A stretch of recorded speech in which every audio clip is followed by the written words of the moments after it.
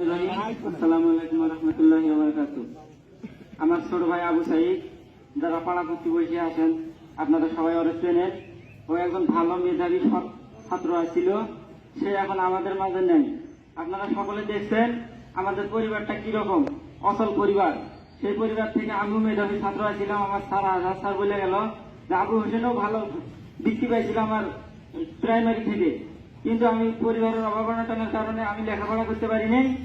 আমার ছোট ভাইয়ের খুব ইচ্ছা ছিল, সে নিজের ইচ্ছায় নিজের ইচ্ছায় সে লেখাপড়া চালাই গেছে। আমাদের মতো ফ্যামিলি থেকে রোকেয়া ভার্সিটির মতো ইউনিভার্সিটিতে লেখাপড়া করা আমাদের কাছে অনেকটা দুঃসাধ্য ব্যাপার।